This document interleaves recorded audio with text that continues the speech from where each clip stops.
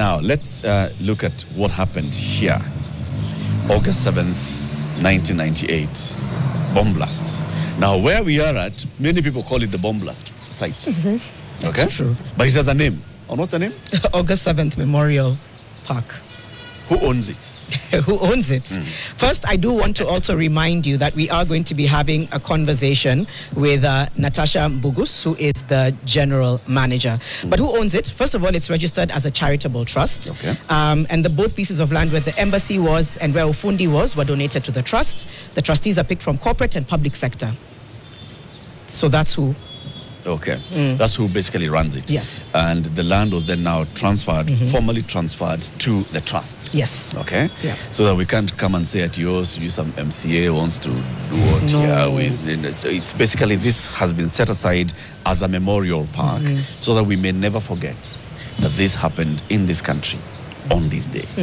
And that's why we're here today, so that we may never forget and look back at what lessons then have we drawn.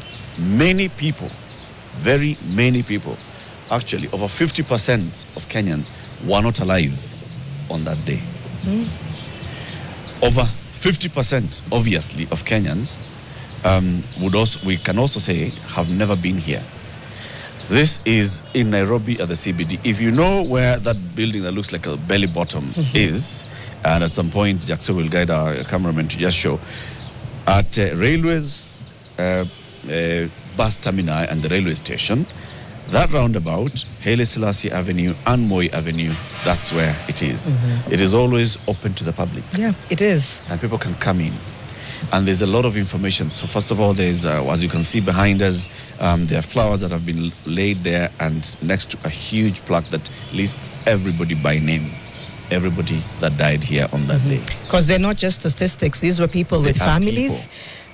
These were people with families. And yes, Eric has actually reminded us that because yesterday was the official marking of 27 years, there's a lot of people who came here to lay wreaths, and that's why you see the flowers that have been laid near the plaque. I wonder whether people not coming here enough speaks to whether we are good at facing things that happened. And the only reason I say that is I compare it to other memorial parks in different parts of the world, specifically the Twin Towers in New York, which, by the way, I happened to land by accident.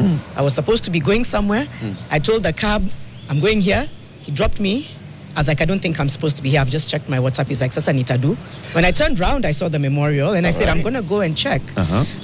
Filled, really, really packed, very quiet, and a lot of, and I was even speaking to some of the security guards there. They're like, ma'am, this place is packed every day. Sometimes, actually, it's Americans who come. It's not only tourists. When you look at it, is it people in their tens or their hundreds or thousands? No, not thousands, definitely. On the day. And I actually asked them that. They said some days it's hundreds, some days it's tens. But even when I was there on a day that didn't seem as packed, there was a lot of people. And he said you'd be surprised that it's not just foreigners or tourists who come. Sometimes a lot of people from the US actually come. And they pray and they sit silently and they honor and they sob and they grieve and then they go. I wonder whether we can speak to how we grieve in Kenya. So it's just how we... How much we know about some of these places and public places. Just like we can say, how many people actually have ever gone to the Nairobi Museum or to any museum? That's true. How many people have gone, how many people pass by archives and they have never entered archives? You know? And we need to interrogate why. We don't go into any of these places. How many people have been to Uhuru Park? How many? It's the same. So many people maybe see this place, but they assume they're not supposed to come in here. Absolutely. And I know not allowed to get in here. Maybe this one is just reserved. It's a place that you don't come in, you know. And it goes back into our history as a country and the colonial mentality and the restrictions for, you know, people to enter places and to go to places in Mali Serikali. That's really good perspective. I think that's a big part of it. We have a guest who's joined us now. He is a governance, devolution and policy expert, Kevin Osido. Good morning, Kevin. And to you too. Good to see you. Hello, good morning. We woke you up in the cold, eh? No, that was nothing, because on a daily business of mine, I wake up at 3 in the morning. Okay. I feel like I want to sidebar. He's one of those. That, because first of all, I feel seen and heard, first of all. And then I have questions around that. Should I go ahead? Do you wake up that early in the morning because you've lost sleep or because you intend to wake up? Because that is what my body is used to. So I intend to wake up, and so by God's grace, I find myself awake, and the business of the day starts. So you get up. I get up. Wake up. Do you get up at that 3? Yes, I am up. Of course, I speak to the spirits, pray to God, and my devotions. And by 4 o'clock, 4:30, I'm off to my daily business. Eric is like, can't relate. It's your must. Now, if I didn't have to do this thing that I do, if I didn't have to do this, my friend, it would be different. Why? I know, right? I want to capture the quote just before we get into the conversation, but the quote is actually right behind us, and we're going to get the story about it. May the innocent victims of this tragic event rest in the knowledge that it has strengthened our resolve to work for a world in which man is able to live alongside his brother in peace. Right? Powerful quote. Precisely. Say it again. Yeah. May the innocent victims of this tragic event rest in the knowledge that it has strengthened our resolve to work for a world in which man is able to live alongside his brother in peace. Precisely. Really builds up onto the resilience of Kenyans. Yeah, and the innocence of those who died. Yeah. Do you think we actually became more resolute? Did it build our resolve to make sure that we live in harmonious coexistence? Man lives next to man in peace as a country. Eric, the reality of Kenya and Kenyans is that we are a very strongly cohesive society. We love each other as espoused in the words of our national anthem: peace, love, and unity. So that love and unity is one thing that I believe that really binds us together and makes us circumvent lots of challenges that most Kenyans go through. Of course, other than the political aspects, where then a lot of times our siasa, or the politics of the day, tend to divide us, and that is surmounted largely around political campaigns and during our political activities. But far and wide beyond that, Kenyans are very socially cohesive. We strongly love and value each other, and you can see it especially in circumstances where calls are made for Kenyans to stand up to each other and to stand for each other and to support each other. And of course, now as we commemorate 27 years of 1998 August 7th bomb blast, then of course the question around the resolve to remain strong as a country comes in, and especially against our global enemies. And these are people whose interest is both political, that they would wish to, foresee certain ideologies cemented in our country, and even the friends of our countries, the friends of our country, but also even moving into the kind of united spirit that we have described here this morning. And so the terrorist groups or violent extremist organizations and even individuals, their desire is to break that unity.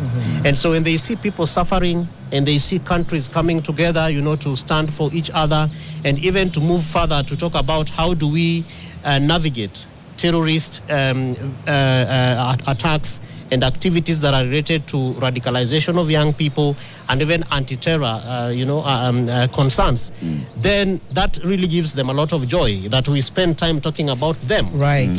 And so as a country, I am sure that we have made extreme strides. And as time goes by, we'll be sharing largely what has been done as a country, what our security agencies are doing. And by virtue of the work that I do at County Governance Watch and our partners, sometimes people ask me, Kevin, how come hatujasikia attack imefanyika pahali? What's happening 4 years down the line? And it's because the resolve of Kenyans and the resolve and the resilience of our security agencies, people, men and women waking up every single day, and some of them spending sleepless nights to ensure that the country is standing strong, that the country is safe. I believe that is the kind of spirit that we need for every Kenyan, and especially for the families of those who were killed in this particular area where we are right now. Eric.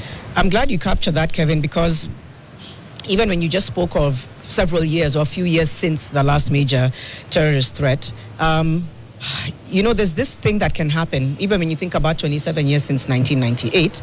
The word I can use is complacency, and I could be wrong, but a complacency that comes into society. So people begin to move without the cloud of a threat over them. Yeah. And I'm just wondering how you think, how can we navigate that cloud while also just living our day-to-day lives, while not really knowing what our counterterrorism strategies are? Because I don't know how much you can say about what counterterrorism threats are. So Kenyans who are listening and watching today, people are like, that's 27 years ago. Dusit and all was several years ago. I believe we're moving forward. Number one, is that accurate? Number two, what can you tell us about some of our counterterrorism strategies? Yeah, very good question, Janet. And of course, even as we talk about our counterterrorism strategies as a country, it is important to note that as one of our former presidents rightfully said, security starts with you.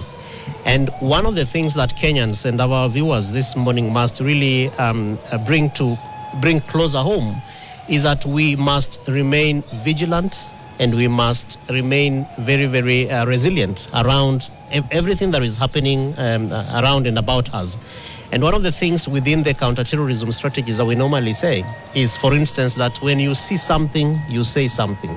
If you suspect that there is, your instincts, there is a way you feel when you walk into a place, you walk into a building, you walk into an area, and you see a bag lying somewhere, report the matter to anyone that you think is a security officer. And in most of these kind of environments, they are normally either uniformed, and of course you will see as a strategy that we have uniformed personnel, both for government and even, state or private security personnel. So when you see something, you say something. Whether it's kwa stage where you are standing, whether it's in an office, whether it's at the airport, whether it's in a school, whether it's in a college, you see something, you say something. Because when you see something and you say it out, it means that therefore the strategy of preparedness begins to take action, and somebody has therefore to basically respond to the kind of report that you have made. Now, the details about our counterterrorism strategy as a country begin from what we call the national strategy to counter violent extremism. And this is a strategy that the country has had for almost now 10 years. Actually 9 years, and is undergoing a review because since 2016 and in between this, we've had some successful or not successful attacks, including up to yesterday in Garissa, where we saw our security personnel get injured. So the country is learning every single day. But even as we move forward, there are also occurrences or activities that also push us to be able to learn certain things. For instance, when you look at the Westgate attack, where it was indicated that there were lots of confusion and lack of coordination and collaboration between and amongst our security personnel insofar as the response was concerned, the country has learned a lot of things, and we have therefore had to make very progressive strategies to be able to respond to some of those issues. Now, fast forward is to look at what does the strategy do. The strategy cements the space of engagement for what is called interagency collaboration. Now, within the country, we have an agency called the National Counterterrorism Center, otherwise known as NCTC, that works with a number of other government agencies, but not just state alone. We also have non-state actors like ourselves who are brought in now because of the strength of engagement with communities. And within NCTC and the interagency collaboration, we have other agencies like Anti-Terror Police Unit, ATPU, who are trained men and women with skills and expertise to engage with active terrorist activities and engagement that are on ground and are active. But beyond that, you also talk about the National Intelligence Service, so the spirit of intelligence that we have and the kind of comfort that Kenyans get when it comes to NIS doing its work.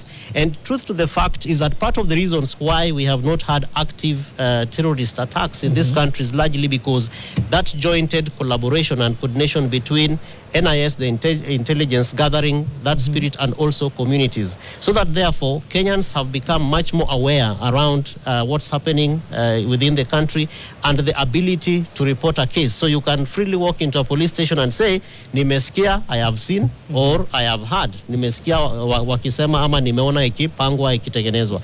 And that way, therefore, it gives us an opportunity to begin to engage in steps that are going to respond effectively to stop those attacks. I know Eric will come in soon, but I'm just curious. Those are the large-scale terror attacks that you're pointing to. Yeah. I wonder whether there's any hints as to whether then it's manifesting in different ways in terms of terror attacks. What I'm asking is, we've seen the large scale, the ones we're talking about, bomb blast, Dusit, etc. Some might say, the time of the large scale terror attacks is something that, to your point, you've worked on resolving.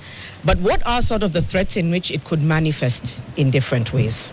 Yeah, definitely. Of course, when you see an active attack taking place, there is a planning process. There's basically a long process, and attacks don't just happen. These bad people and killers of women and children, as my good friend Ambassador Kimani refers to them, are people who are very, very resilient, and they take time. An active attack like this one didn't just happen within a week. It takes such a long time. So the initial stages are basically that you begin to recruit a team. Now, recruitment begins with identification. So who are these very vulnerable people that you'd wish to bring into your group? Who are these people that look very easy as praise, to be used to organize, to plan, and ultimately to execute that attack? And if you look at the kind of attacks that we have had in this country, including the 7th August 1998 attack, the expectation is that the planners identified with Kenyans. There are people who live in our communities. There are people who understand how we engage. There are people who also know the who is who's in the communities. Now, the moment those kind of activities begin to take place, then people identify with those violent extremist groups. And how do they therefore identify? So basically in the counterterrorism and prevention of violent extremism sphere, we call them drivers to radicalization. What are these push and pull factors? Now, initially we used to think that poverty was one of them. Now, governments have made very strong steps to be able to address poverty, so that you cannot come to Kevin Osido and think he's so vulnerable to accept your 1 million to go and plant a bomb somewhere, or to go and put an IED somewhere. Now, if you look at, for instance, the Garissa attack, it is said that one of the main, the most active men in that particular attack was in fact a son of a former chief. Somebody who we expect that therefore the family should be a little bit well-to-do, So therefore, the perception that poverty plays a very critical aspect in terms of a push and pull factor, or a factor that would therefore lead to radicalization or to recruitment, is therefore dented. But if you move further, then you begin to ask yourself, what therefore happens to survivors of, terrorist attacks and or even families? Sometimes they become sympathizers, and especially when governments do not take serious action. So that therefore gives them the softer spots to begin to be active participants in the process towards planning. So the long and short answer to the question is, whether a mass attack or a small attack, there is a planning process. There is an execution mechanism that has been put effectively, and that is what the intelligence community and security apparatus work towards. So they will also send officers to, camouflage and get into those kind of rings, or into those kind of spots where terrorist attackers actually live and stay. It's coming up to 7:30. We have Kevin Osido, governance, devolution, and policy expert here at the August 7th Memorial Park. Just unpacking also the context around terrorism threats, terrorist attacks. We'll come back and speak to legal awareness, compensation as well. We'll see if we can cover that. So we're coming right back. It's coming up to 7:30. We'll be back. We'll listen to some WhatsApp Nation and then come back and have the conversation as well. Indeed, we're having a conversation with Kevin Osido, who is a governance and policy expert on, just looking at the lessons. The reason why this memorial park was established is so that we may never forget. And like Janet told us earlier, it's run by a trust that now has control of the piece of land and is running this, as a memorial park. And there's a museum as well next to where Ufundi building stood, where you can just come and see what happened and walk through those steps of what happened. It's open to the public. You can come at any moment and just say, I'd like to go to the memorial park. Many people call it the bomb blast site. And it's okay. Let's call it the bomb blast site. But just come, see, and go through it. When I look back the events of that day, Kevin, and even what was captured in the media, and we've been replaying some of that footage throughout the morning, and we're still doing that, is you notice a couple of things. Loud bang, and then smoke, and a lot of cries. But with that, you also see, as people are now, just running away, helter-skelter, caught up in this. There are those who are in this building, there are those who are fully building, there are those who are in the nearby buildings where shards of glass are now just falling and all. People are screaming in pain, and other people now just come in and start saying, I want to help, I want to support. So let's take this one, get into this vehicle, let's go to hospital. We've seen that in various, all the other terror attacks that we've seen in this country. The people immediately come in and they're like, okay, I don't know what has happened, but I can see this person is injured and they need help. They need to go. And just like the court was saying, it's about our resilience as a people and the organization around the response. And at some point ask whether we've really taken a lesson of that on first response. Emergency response as a country, because it's still people, individuals who just say, oh my God, this is somebody, I don't know them, they just look injured, they look like they're in distress, let's take them, chukua, mshike pandeyo, tupeleke kwa hospitali. And hospitals then activating privately, but at that immediate moment, not a clear response mechanism. Have we learned? Have we learned since 98 into all the other attacks? No, we have. There are lots of lessons that I believe that we have learned. For example? And from 98, we've also had other attacks in between.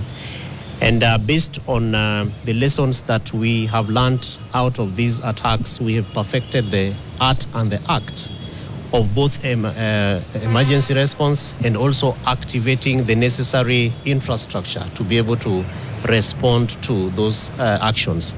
Now, part of what the strategy does, because earlier on we spoke about the strategy, is also to devolve those kind of actions. And so for the case of Kenya, in fact, we have an innovation which is called the county action plans to prevent violent extremism.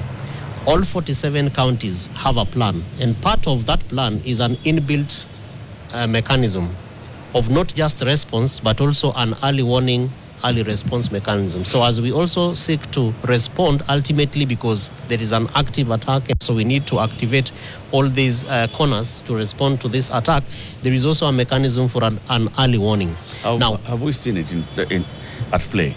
Because whenever we have these tragedies, right, you see, just like you're saying, the first responders are usually the people around. Yes. And that's expected. Correct. People are going to react. Yeah.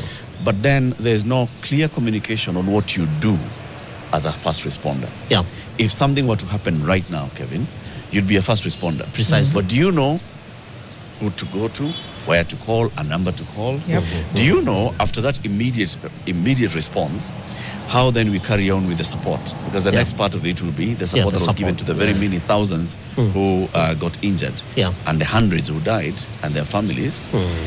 Is there, the plan may be there, but is it actually being implemented? No, it is. It is being implemented, because within the plan is an institutional mechanism which is called the County Engagement Forum.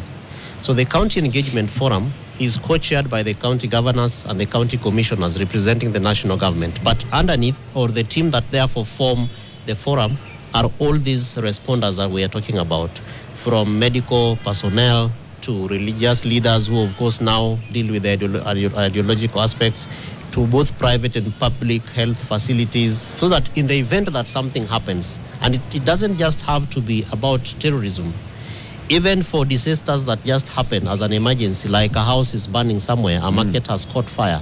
So in between the conversations that happen within the engagement forum, we have seen in some parts of the country that response mechanism being activated and really engaging insofar as what is supposed to be done is done. Now, for acts of terror, it's different, because you expect that there is a very coordinated mechanism, therefore that ensures that both the first responders and even those who come in, who therefore are the most qualified and much more prepared and ready, do the work.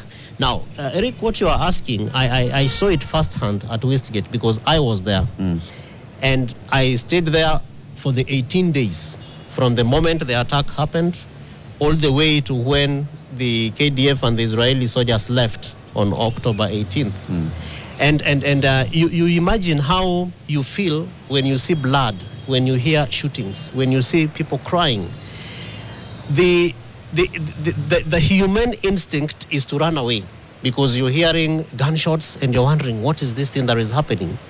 But there is something, as we said when we began this conversation, to fix the nation, is that there is something that is inherently inside Kenyans that you'd want to be there and stay strong for your brother. And I saw it happening.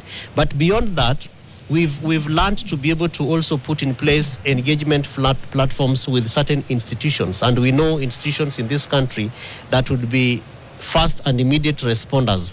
Now, how we build that action to motivate the wider public to come in to carry it forward, I think is one of the lessons that we must be able to learn.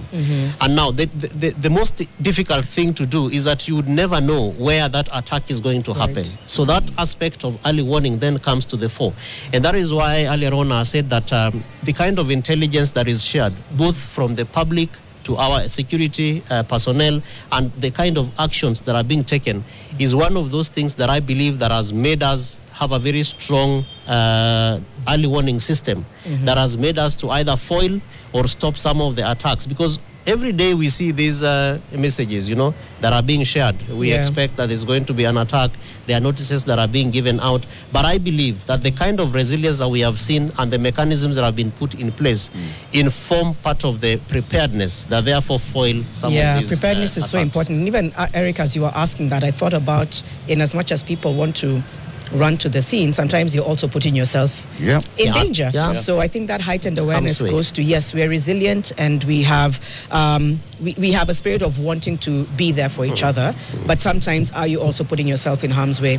Again, going back to 1998, I'm remembering one of the responders saying they had to blow a whistle to tell everybody, first of all, be quiet, calm down, because we also want to hear if there's people under the rubble that we need to pull out. And then there was that incredible story of everybody passing a stone down, forming an entire train, just to hear those voices. And that's where they call her Kenya's candle in the wind. Rose was heard. So, sometimes it's that. Is even as we're speaking about preparedness and response, how do we also remain careful and vigilant that you're responding and not putting yourself in harm's way? And actually, Janet, just to chime into that is to say that part of the lessons are that in buildings right now, they're expected to have certain installations. For instance, that you have a board that shows people exit paths, so that in case there is something happening and people need to run away, where are the pathways? How do they identify them? So in most of our buildings right now, we see installations. We also have CCTV cameras that we believe should be able to work, so that in the event that the wrong people get in, identification becomes very easy. Part of what NCTC does, just to also inform the public, is to train individuals, and anybody can approach the center and ask for a training. And part of what the training does is, for example, you are given a very simple example of an active shooter. So like we are seated here, in case an active shooter comes in, what do you do? How do you respond? How do you act? And there are there are different steps that therefore you're made aware about in terms of how you fight, how you respond, and if you cannot be able to to deal with the shooter, you basically just run away. But beyond that is also to just be aware about your environment. For example, when you walk into a mall, ask the security officer, where is your emergency exit? Because anything can happen at any time. Even if you are sitting in a conference room, a workshop. It's an unfortunate reality. There's somebody here, Nancy Gasheru. I lost my sister. She was working at Tufundi House, and 27 years later, they've never compensated us. I think it's important to speak to that as far as you're able to. Just matters compensation when it comes to attacks like these. I can imagine there's so many factors to put into place. In Nancy's case, as somebody who lost a relative, there are those who were affected on the scene as well as survivors. Just speak to us about compensation. Now, one thing that I know is a challenge is the victims' compensation processes, not just of our country, but globally speaking. Now, part of the challenge with the August 1998 terror attack is the coordination aspects between the Kenyan government and the American government. Because in the US, they have a very strong law, that therefore clearly indicates how victims of state terrorism are supposed to be compensated. Locally home, it is only up to recently, when I think it was last year, when we saw the courts make a very strong compensation judgment for the Garissa attack. The 148 is not just a number where the families and victims are supposed to be compensated. Now, that becomes very easy, partly because of the lessons that we have learned in terms of the sacrifices, the sufferings that individuals have to go through, and even the families. When you lose someone, maybe is the sole breadwinner, how do you navigate that? But beyond some of these progress, there are also challenges. And one of those challenges is the organizing of what really is happening. For example, Nancy's case, the question then that would beg is, how are the victims organized? And I know that for this particular 1998 terrorist attack, there are friends of mine that I know who have been at the forefront of identifying these families and meeting with them, and therefore being able to underscore what they can be able to do as a network. Now, advocacy works particularly in this country. We cannot wait for until 27 years to ask government to compensate. So I want to appeal to the families, to victims like friends and members of the survivor fraternity, to continue asking for a network. That network must evoke the powers that be, including parliament, because it cannot be that we do not have a parliamentarian who is going to stand strong for these families and ask questions within that representative house on compensation of these survivors. Part of why the Garissa attack was, the compensation process was successful, is because you see the rallying call of Kenyans and people asking, these are our fellow Kenyans. And of course, because it is believed that probably this was meted by, we call it closer home. Because when you talk about 1998 and the relationships between Kenya and the US and the infrastructure itself, then it might be a story that is told from afar, like in the US. But we must therefore build institutions and frameworks that will bring it closer home. And I want to commit Eric and Janet that given the relationships that we have with some of these institutions, we are going to write a letter as an organization, and even within the different actors, because as counterterrorism and violent extremist prevention of violent extremism organizations, we have a network of colleagues within the civil society working very closely with government. And so to the families, we will write a note of request for information in terms of how far this has gone. And this really troubles some of us, because if you look at, for instance, the relationships between Kenya and the US, based on, of course, their global interests, the Americans' global interests in this country, against the latest information about our, dented, quote-unquote, relations, then we are left wondering, are we making progress? Are we making, are we making steps that are supposed to build this relationship so that when questions like this on compensation are asked, then we expect that a very properly organized intergovernmental conversation between the American government and the government of Kenya should take place, so that families of these victims then can get very quick responses that really get close to even getting compensated. So I believe that is part of the challenge that we have, but it is not wrong to imagine that we cannot get progressive answers to those questions. We'll be speaking to some of the victims and relatives of those who died here, and we'll ask them, of course, and hear from them because they have been organized. And the kind of efforts that they've made, pushing towards compensation, where they've gone, what the roadblocks they faced, and all, and we'll hear from them and what they say. But should there be a formal framework that says, in such kind of incidences, this would be the support that is given?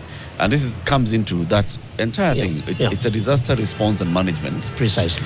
A disaster has happened, there's immediate reaction, which is take people to hospital and so on and so forth. Support for the burials of those who have died. Precisely. Support for the hospitalization and the treatment of those who are injured. And then beyond that, support. Yeah. And that support would include compensation.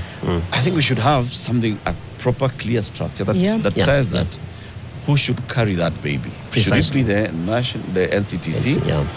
That then does that, because it's counterterrorism. So as you're talking about counterterrorism, in the event of an actual terror attack happening, this is the coordination within the security sector, but then also the psychosocial support and the further support to the victims. I know that in certain spaces, NCTC is working with families of victims and even those who have been identified and radicalized and have crossed over to frontiers where this kind of activities are being planned and therefore executed.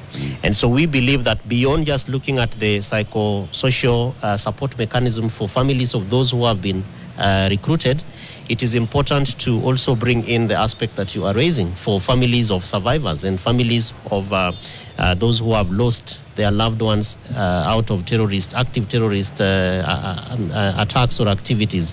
And so I believe that NCTC officers are also listening. They are watching us this morning, because since yesterday we've been having media engagements and they are aware about it. And so we believe that they will have and that they have a database of these families. So it is important that information is given to the families. There is constant communication to them, so that it also is reported that the violent extremist organizations and groups begin to see that as much as we are torturing families, we are traumatizing them, their governments are taking actions of love.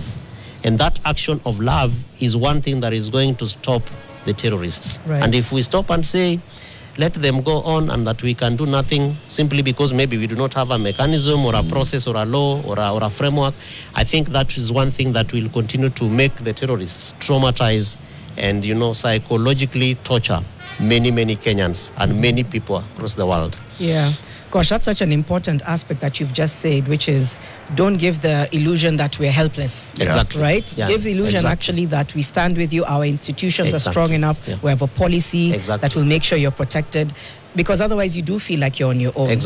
Now, when it comes to legal and constitutional or institutional preparedness, not constitutional, institutional preparedness, I know I asked the question earlier about the different forms. What do you think we need to look out for in the next decade? Reason I'm asking, again, if we go back, whether it's lone wolf actors, whether it's cybersecurity.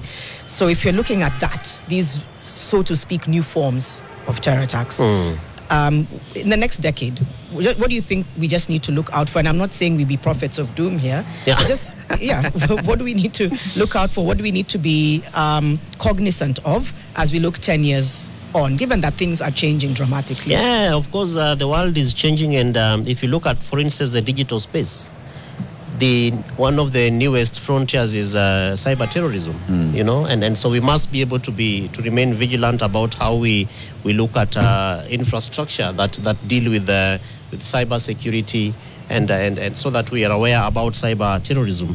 We have very many cases of online radicalization, where special links are created and sent to identified preys.